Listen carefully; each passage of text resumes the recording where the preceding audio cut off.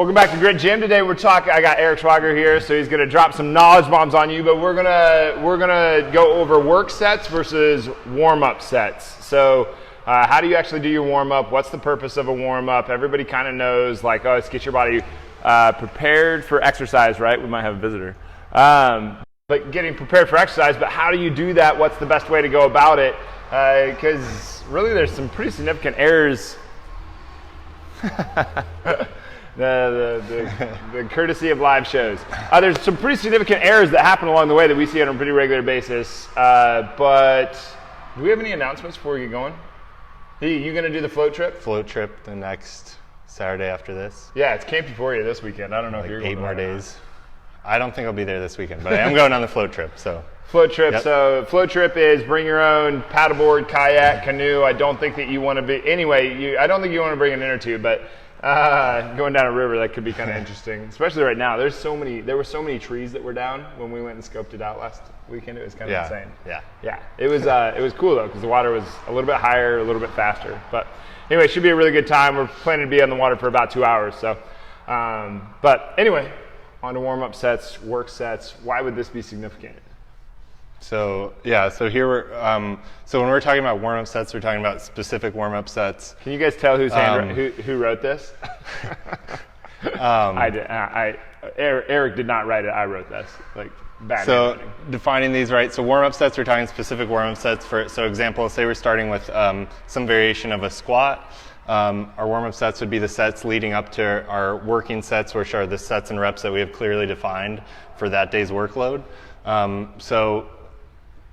There's kind of two mistakes you can make with your warm-up sets. You can either do too little or too much, and both of them are going to kind of hurt your working sets. Too many. Okay, so when you say too much, do you mean too much weight, too many reps, too many sets? Any of that. Any of that? Any and all of it, depending on the circumstance. Let's go into an example of that. Okay, so why don't we first, let's define what we're trying to do with the warm-up first. So, okay. Right, I can think of 3 things that we're trying to do with our warm-up, right? The first one is we're trying to increase body temperature and the temperature in the working muscles themselves.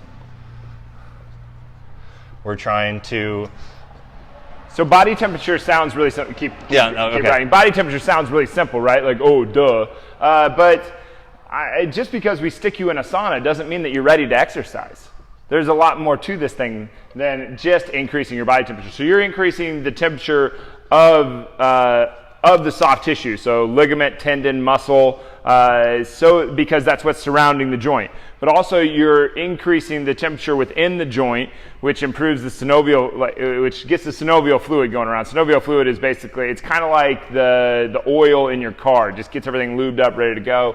You can make a few jokes off of that's what she said, jokes off of what I just said. But anyway, so, warm-up is not so, I don't know, ambiguous. It's a very ambiguous term. So body temperature is a big deal. So what was the second one? We greased and then grease the motor pattern. Do explain this one, because this is a really good one. I don't think people get. So these next 2 are products of the nervous system. So greasing the movement pattern, this would be like the technical aspect of the lift. So going over things, say we're squatting, and you might have a few things you're trying to improve in your squat. These warm-up sets would be the time to specifically focus on that, but as well as focus on everything you need to be doing for a squat in general. So technical proficiency? Technical, exactly, yeah. Right? Yeah. So just getting better at the actual exercise. So, right. This is one of those things that, like when you look at proper technique, it's like, well, proper technique looks a lot like good movement, and good movement keeps you out of getting injured.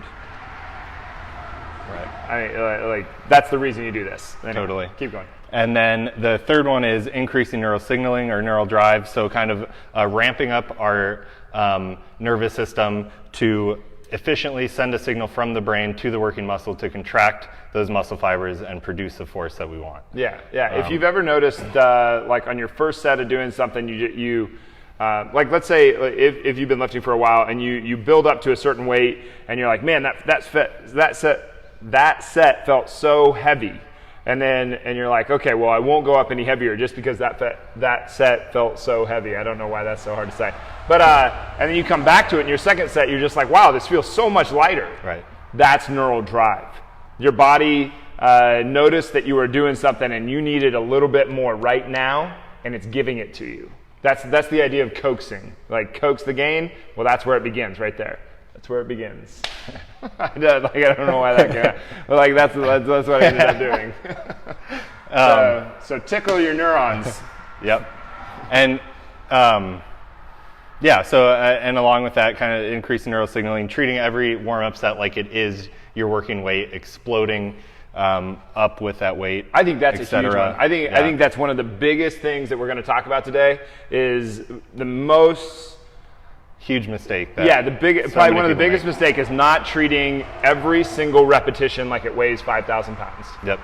Like if you get in really good position and you practice really good, technically sound reps, and you pound that off of your chest with bench press, or you drive your feet through the floor really hard as if you have 500 pounds on your back, I think you're just going to end up getting stronger, even if you didn't do go into the heavier sets. Yeah, totally. I think that mental part of that, trying to literally move the weight as fast as possible, right, fits more into the neural signaling, and then getting everything, like driving your heels into the floor as hard as you can on every set of bench, even if it's just the bar. That's like, it's a specific motor pattern. So if you're not doing that on your warm-ups and then you change something like that on your working sets, you didn't really ingrain it as much as you could have in your warm-up, even though the movement might have looked the same. Yeah. But it's technically not the same movement. It's very similar. But everything should be locked in 100% on every one of your warm-up sets. And let's talk a little bit about general population versus competitive athlete, because competitive athlete, like, this sounds like glory to them, right? Like they can get a ton out of this, but why general population? You know, like, why would general population do all this stuff? Because they're not competing, right? But yeah, it's just to get the most. Like, this stuff is also giving you the most investment back for your time. So if you're already in here, you're already going to do a certain amount of sets. Why wouldn't you do this? Yeah. Right. Plus, and this used to be a more common thing when I first started getting into this. And I remember this came up. I got into an argument. This is like way back when my first interview ever was with this trainer. I was trying to get a job, and this lady thought that there was a difference. She thought that you should train different as an athlete than as a general population person. I'm like, no, the only difference is that an athlete is competitive. Right. Otherwise, the training should look fairly similar from, conceptually. Yeah. And she did not agree. But now you're seeing less and less of that as time has gone along, where it's not just this bodybuilder, make the person feel good, and get them some exercise. Now it's like, there's some science behind this, there's some reasoning, there's some logic, and more people are picking up on that concept. I think anyway. Yeah. I hope. No, totally. Yeah. Yeah. But anyway. So what was that first question you posed before we? Oh, what are some of the errors? So I said, one of the errors is that we see too much. You do too many reps, or you do too many sets, or you didn't do the math and your percentage is too high. Yeah. So like, let's say you're going to pick, you've got your 1 rep max, and you're like, all right, well, I'll do 70% as my warm up, and I'll do that for 12 reps. Well, what you don't realize is that's a max set. You just did a max set on your first rep, on your first set. That's your warm up set. So you'd actually have to back that down quite a bit. So that did all 3 of them. It didn't do too many sets, but it did too many reps with too much weight. So going along with, so the problem with doing too much. Yeah, good point. The problem with doing too much is that now you're expending, you only have a limited amount of resource for that workout. And so you're expending that on your warm-up sets. So therefore your working sets aren't going to be moving as well. You might not hit the numbers you wanted to, et cetera. But if you're doing too little and you're not meeting these criteria, then you're screwing yourself over in the opposite way. It's not a problem of not having energy. You're just not locked in. Your work sets are going to go down, not because you did too much, but because you didn't do enough to increase body temperature, grease that motor pattern, and improve neural signaling. So I think the big thing that this comes down to is during the warm-up, you want to do the least amount possible to achieve this. Yeah. And you don't want to do any more. Once you have adequately met this, now, of course, this is hard to define. It's not a quantitative thing. And it's going to change from person to person, but we can make some generalizations. Sure, So any of the numbers that we give, like that we've given so far, like you can definitely, they're all debatable because we're talking in a hypothetical. Right. It's all right. Yeah. But we can give a general. Can we give some examples? You okay if we erase this and give some examples out? Yeah. I didn't want to erase your masterpiece. But like what would be an example of like too many sets? Let's do that first. Okay, so let's say you're doing 4 sets of 3, and you're going to do squat. Okay. Well, okay, yeah. So too many. So if you're warming up to 4 sets of 3, one. So 3x, 3x, 3x, 3x. Okay. And so set 1, set 2, set 3, set 4. Yep. So generally, if I was warming up for a set of 3, I would also do sets of 3, but not because I'm trying to match it to my working weight reps necessarily, because if I was doing sets of 10, I wouldn't be doing sets of 10 in warm up. Right, because you wear yourself out. Right. Yeah. And fatigue is a thing. You have to, like neural fatigue, like the neurons that we were tickling earlier, and just general like the carbohydrates that you have stored up in your body. Fatigue is a thing. So, for example, so if we were doing sets of 3, let's put some numbers on these so that people can. Okay, so let's say you're working up. Let's just throw easy numbers out. So, let's say you're doing a squat and you're going to build. You know that you're going to build up to 245, so you might go 225, and you might go, let's say, 185. Okay. So now, are these your working sets? These that are you're calling these working sets? I'm calling all of these working sets. Okay. Yeah. So if I'm starting at 185, and this percentage is decently low, this is kind of an in-between one, but what we want to do is bridge that gap between the warm-up sets to kind of have an even transition. But at the same time, if I was doing sets of 3 on that, I'd probably do, and this is considering I just had a full warm-up, so my core temperature is already pretty high. So another reason why I wouldn't need to really go above 3 reps per warm-up set. So I'd for sure be doing 2 to 3 sets. Well, yeah, 3 times, yeah. Trade me. So I'd probably start at 3 times, say 95. Yeah. 3 times 135. Yeah. And at this point, I would ask myself, for warm-up sets. For warm-up so like sets. Obviously, if you can squat 245 for 3, and you're coaxing the gain, so you're actually lower, then you can you can get 95 and 135 easy, right? Right. And so at this point, so say I do 2 warm-up sets. At this point, have I met those criteria? Is my form feeling good? Do I feel like I'm locked in? I'm being technically proficient? Do I feel like that weight is moving up fast? I'm explosive? And then do I feel like my body temperature is adequately elevated? And generally, like you kind of mentioned earlier, if you have a good general warm-up before you get to the bar, your body temp is probably going to be up. It should go without question that we've already done our mobility, we've already done our stability, we've already done our muscle activation. We've optimized our body for movement. We've done a comprehensive movement thing, like we've done some lunges, some lateral lunges, some squats, and stuff like that, just body weight before we got to this point. Which is, I think, pretty well established that that's ideal, but there's still actually a lot of like people out there who don't do that, and a lot of smart people, honestly, who don't kind of the starting strength community and the subsets there. Like they would argue, like if you're going to squat, just start with the bar and work your way up, and that's the warm up. So they're in a different category a little bit because for one, they're more experienced lifters, and for 2, if you're a more experienced lifter and you're that good, then you probably are predisposed to already having that pattern down. Yeah. Well, I'm talking about their clientele, their general clientele. They would say I like the idea of staying, like not losing your stiffness before you actually get into your lift, but at the same time, at what cost?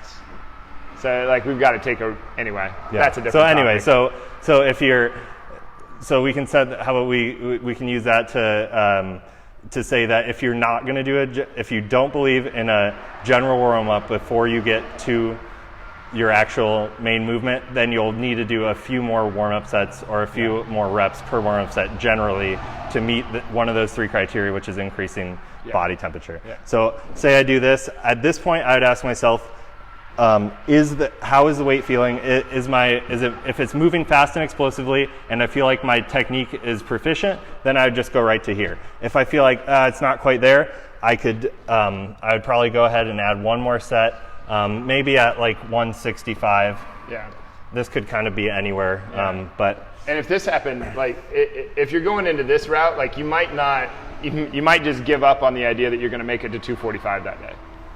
Like if this is feeling like really shitty is why you do another. Yeah, if you're feeling really shitty over here, you probably like don't want to push it over here. Yeah, right. So it's a signal. You got to listen to your body. That's another good point. Like you can use your warm up to feel out how the day's going to go and whether you need to adjust your weights before you get there. Yeah, but I do it just like this. Like basically, I take whatever this top number is. My first warm up set. Well, this one's dead. My first warm up set is about 50% of that. What's that look like? And then my second warm up set is about 75% of that. So 185, 75% of 185. I'm guessing is right around 135. Yeah, like so. Basically, that's how I do it, and then I bust into my actual sets. Yep. Yeah, this one's done. Yeah. So I think that like that's a pretty if you want to be quantitative about it, and I think that's better for non-experienced lifters.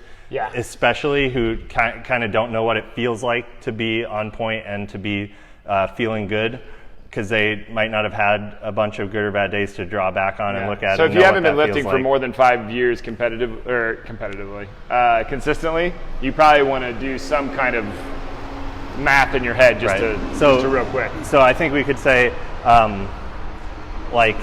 in general, I think a good I don't know. There's so many ways to do it, but something maybe hitting something around 50%, and then around 5 reps, and then another one at 75%, 3 to 5 reps is a really good, easy. Like if you just want, to have a solid number to hang on to. Yeah, and I almost always start with the bar. Squats, squats and bench press. I always do a few reps with just the bar. Yeah, like no matter what, and it's that. It's less neural drive, and it's just like I'm gonna get the pattern down. I'm gonna make sure my hips are in place. I'm driving out. I'm really getting a good pattern. Deadlift, I don't do that, but that's because most people just kind of pick up on the deadlift. Because you want to start from a certain height on deadlift. You don't want to just do the bar and then be guessing stopping it, right? That kind of changes the lift. Sometimes I will go through like a quick just overhead squat, like just a quick circuit. Like I'll do some RDLs and some overhead squats back and forth.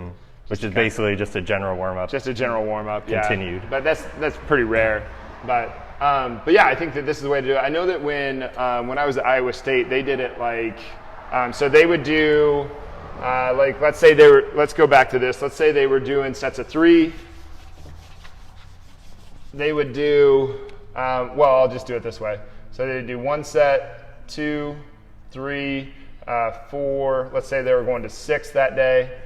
And they would do, let's say that they were going to do 3 working sets. Well, their first set, they would consider this kind of like their warm up, and they would almost use it as like they would tell the guys, they would tell the guy, they wouldn't call this a warm up set. They would call it a speed set. They'd be like, these are your speed sets. You're trying to, let's say they're doing squats, like you're trying to really sit back in, get in good position, explode out of the hole. Like for the first 3 sets. So they might have gone, let's say they were going to work up to like an 80%. So they'd go 80%, just to get some numbers on this, 80%, and then they maybe went 70. And then their first big jump was up to 60%, closer to here. And then maybe they were at 30% of their 1 rep max and 30% of their 1 rep max. Like that's how they would do it. So their warm-up sets and their speed work were the same, because those guys are fresh out of high school. Like they don't know what they're doing. So they would kind of do what we were talking about earlier in these first few sets. Have 1 big jump up to, it was always more than this, but 1 big jump between like set 3 or set 4, and then they would go to set 6 or set 8 depending on the day. But that's how they did it. Yeah, I thought that was really smooth smart. transition, kind of right up to it. Yeah. Yep. But what else is there? So we have the airs, doing too much. What about, so we did, let's show some other examples of of airs. So we didn't go too far into that. So let's say we're back to that 3 sets of 10? 4 sets of 3. Okay. And we're going to do warm-ups. Here, you can. I need to stop writing. My handwriting's so awful. But like, let's say that you did 5 sets to warm up. That's like, you're just wearing yourself out, right? You're right. So if we were doing that 245, what do we say, 225, 185? Yeah, and then over here, we did, 95, 135, 175, like we're just getting too many sets in before we're just wearing ourselves out before we get over here. Yep. Yeah, common mistake. So that would be wearing, that'd be doing too many sets in your warm up, probably more than you need to. You've already, by set 3 out of 5 there, you've probably already meeting those 3 criteria we covered earlier. And then after that, you're just kind of expending energy. And by the time you do those extra 6 reps, your first set is going to feel a little harder than it would if you didn't. Yeah. So another big thing is that I've seen before is like people try to just, no matter what, match their warm-up sets or their warm-up reps to their sets. So maybe they're doing something like 3 sets of 12 that day, and then they'll, for some reason, think that they need to do sets of 12, even if their intensities are right. Maybe they're just starting at the bar, but they'll do sets of 12, then they'll go 95 sets of 12, 135 sets of 12, and then they're starting at 185 sets of 12. Well, you already did 36 reps. Like, that's going to have a big effect. Done. That's a lot of volume before you even get to your first set. And the further you go with this thing, if you've been lifting for a little while, you're trash at that point. Like you're not like that sounded like if you're if you know how to treat every rep like it's especially like if you're treating every rep like it's 500 pounds and you're locking in everything super tight, that's going to be really fatiguing and really ruin your workout for the day. Yeah, it just drowns you out. But yeah, that's how I do it. I just do 50% of the first set and then 75% of the next set because it's easy to do in your head. Yeah. If your first set is 200 pounds, I know that I'm going to start out with I'm probably not going to throw on an extra 2.5. I'm just going to throw on 95, and then I'm going to hit 135 or 150 somewhere, 155, something like that. And then I'm going to go up to 200, and then I'm going to go on. Yep. Yeah. That's kind of, I've kind of like lately, my warm-up sets, I won't put any sort of intensity marker on it. And for me, what is really different, like say I'm doing squats, like out of, squats or something right now where I feel like I need a few more sets to lock in that motor pattern on lately. And so I'll probably end up doing a couple extra warm-up sets on squats to allow me to do that rather than bench. Usually on bench I could probably get away with 1 warm-up and feel like I'm all ready to go. Really? Yeah. Not I. And but with squats, like I will maybe go up to a fourth set occasionally. Because sometimes it just takes that, but I'll feel it out by the day, and some days it's a little different than others. Yeah. And so I'm, instead of thinking intensity, I'm just thinking when do I feel like I've met those 3 criteria and I'm ready to crush that first set of working set. But that does that takes some more experience, but also some people just like having a number to go off of, and it's just easy, and you don't really have to deal with that, But or there's some people like me that both ways are fine. Like I'm so good at shutting out the whole no, no, I can do it. Yeah. That you end up impeding yourself because we're talking about training days here, not max out days. A max out day is going to be different than a training day. Right. Yeah. This isn't warming up to a set of 1 that you're trying to get the highest set of 1 on. This is just your. What would you do if you were trying to? Because that's one of I think the biggest error that I see is when people are going for a set of 1 or a set of max reps or just a true 1 rep max. They do like 12, 8, 6, 4, and then they go for their 1, and it's like you're already done. Yeah. If I was warming up for a set of 1, and I don't have it, because I don't do sets of 1 very often, and so honestly, and I've never competed in a powerlifting meet, so I don't have a whole lot of experience with it.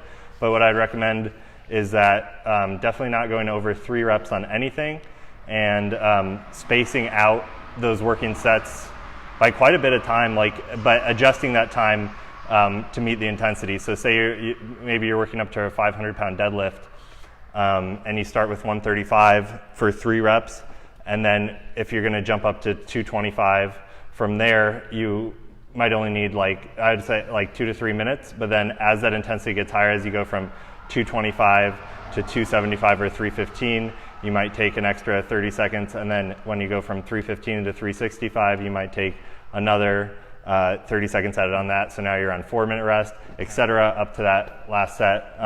You probably, if you're really going for a true 1, you probably want at least 6 minutes.